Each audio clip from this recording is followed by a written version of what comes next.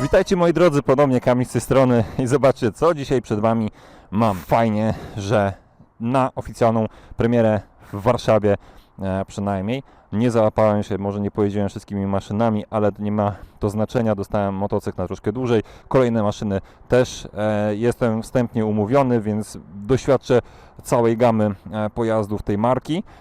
Marki, która jest mi bliska jak bliska. Bliska, bo lubię włoskie motocykle.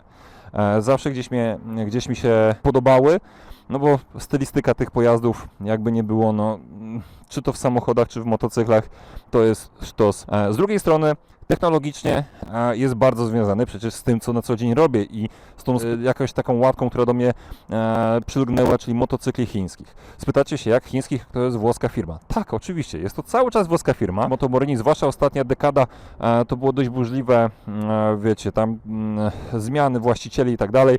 Firma wróciła do właścicieli, czyli pierwszej rodziny, która założyła markę Morini. Natomiast gdzieś tam jakieś problemy finansowe spowodowały, że troszkę przycichło, trochę ustało z produkcją tych motocykli. Trafili na chińskiego inwestora. Czy to źle, czy to dobrze?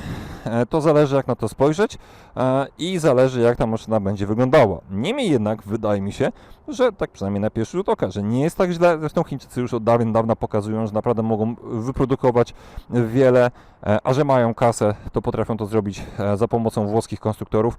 I tutaj tą myśl technologiczną widać i słychać, ponieważ jakieś zapytanie odnośnie japońskiego silnika, który rzekomo się tutaj znajduje, uznane zostało za zniewagę, bo tak, to jest japoński silnik, ale został przeprojektowany tak diametralnie pod normę Euro 5. Przypuszczam, że też Euro 5 Plus, bo raczej się nie projektuje już motocykli tak na rok do przodu, a tak mniej więcej nam się te normy zmieniają, więc mocno podobno pozmieniali ten silnik, żeby spełniał obecnie w Europie panujące normy i podobno ma zupełnie inną charakterystykę, co nie do końca jestem w stanie sobie przypomnieć, sprawdzić.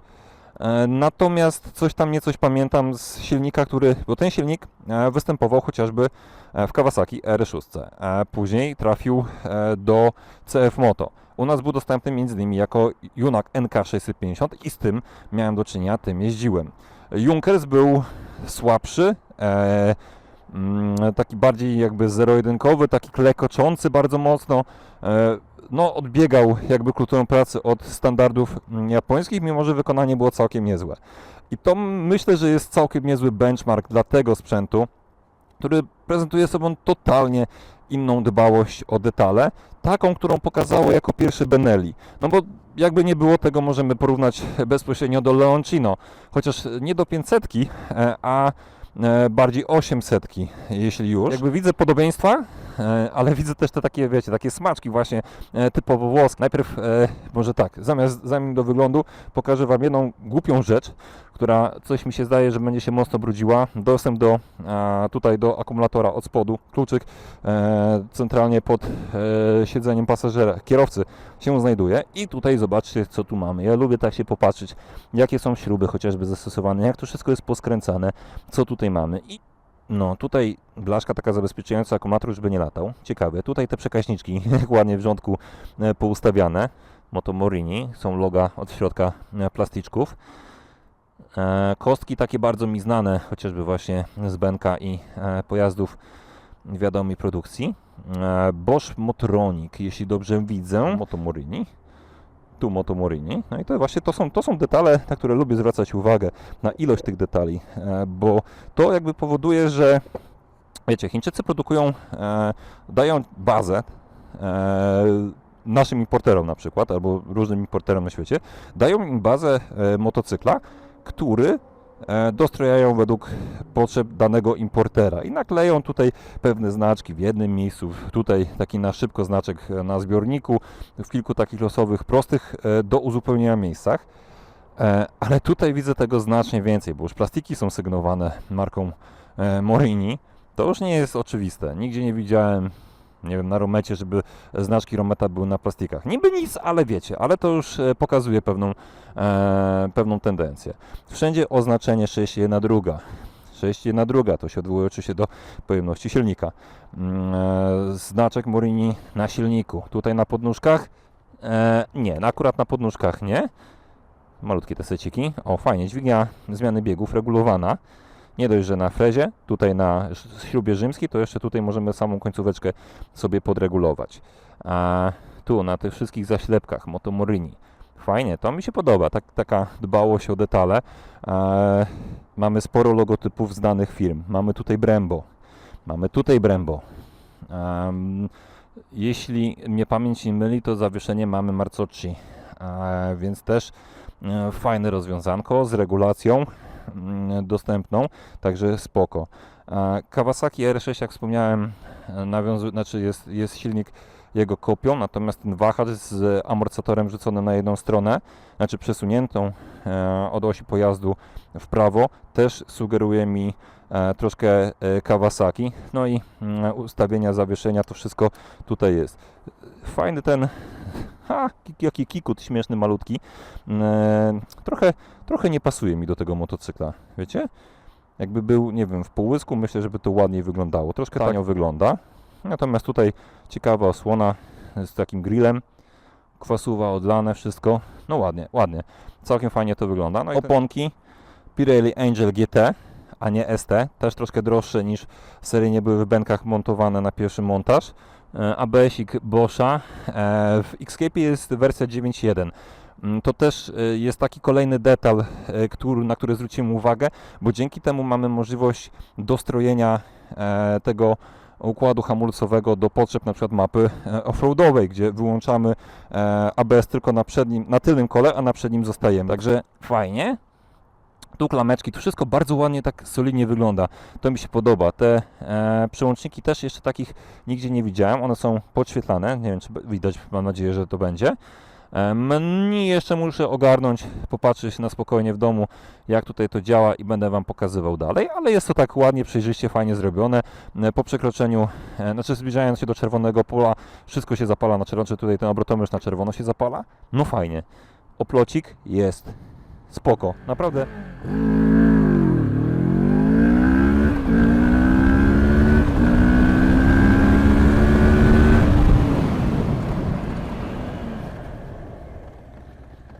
Woo!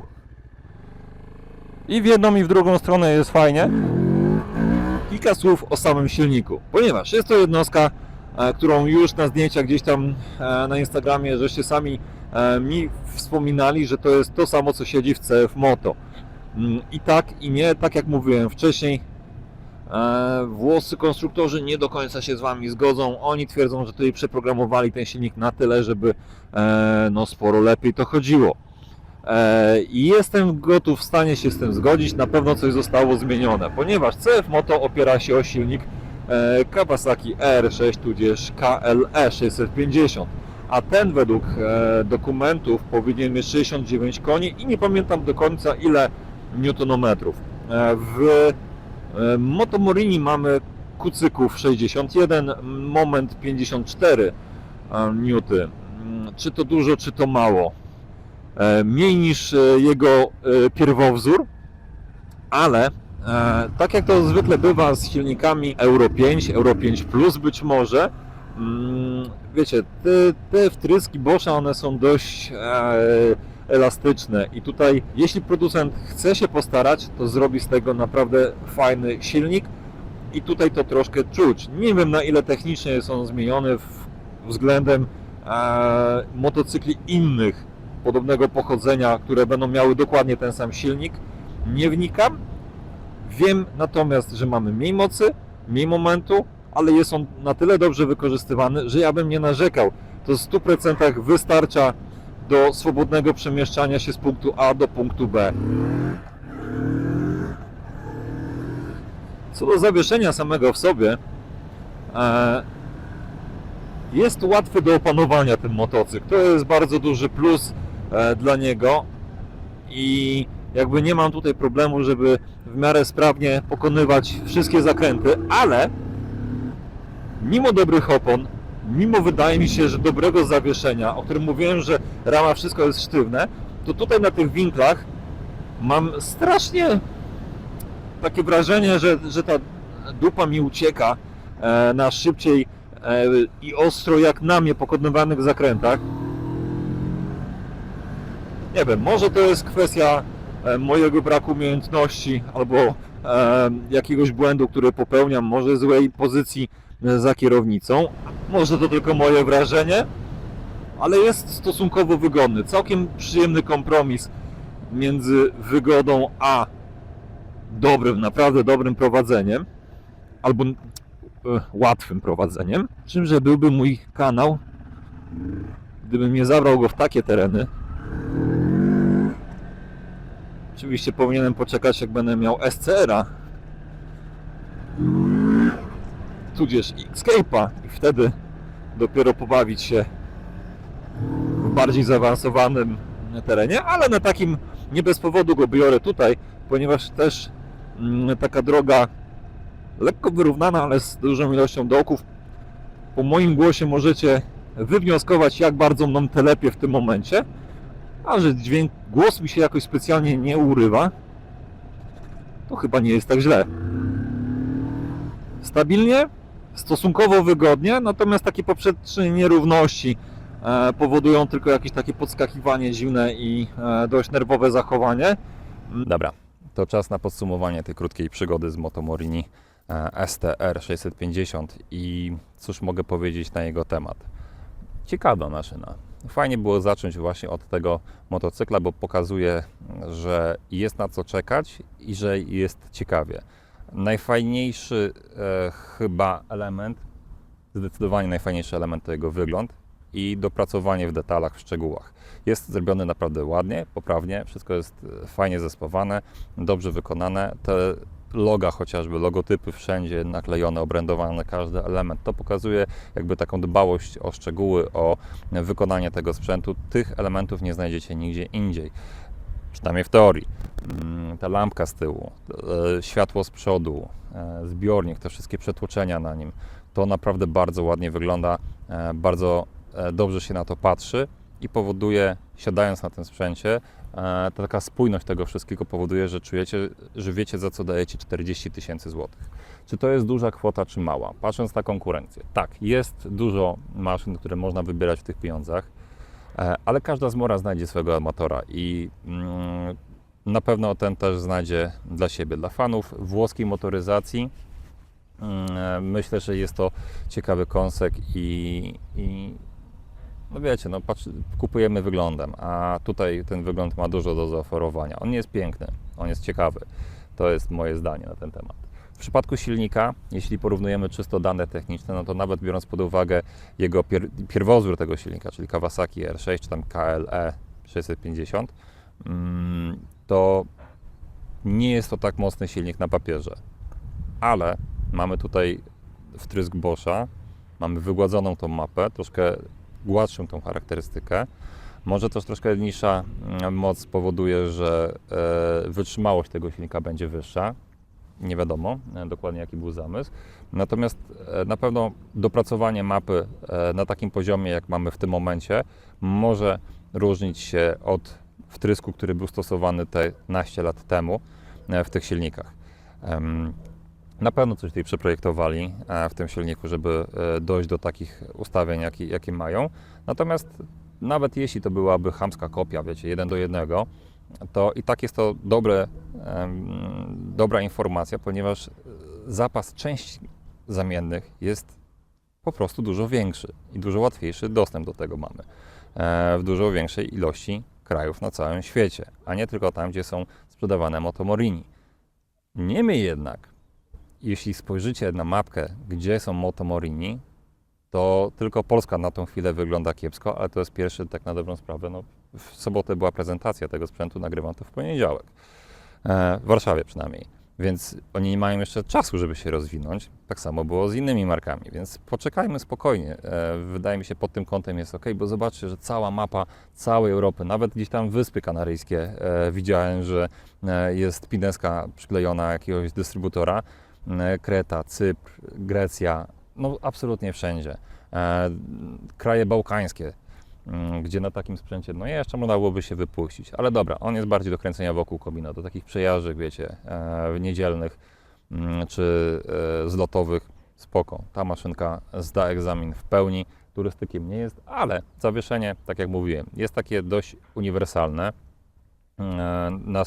nastawione na stosunkowo wygodną jazdę, ale jak trzeba odwinąć, na co pozwala silnik, to będziecie jechali dość płynnie i fajnie. No i właśnie ta moc jeszcze, bo tego nie powiedziałem odnośnie silnika, on nie ma dużo mocy, on ma na tyle dużo mocy, żeby właśnie zapewnić taką płynną, fajną jazdę, gdzie nie trzeba będzie z szóstki zaraz redukować, żeby, nie wiem, wyprzedzić co wolniejsze auto.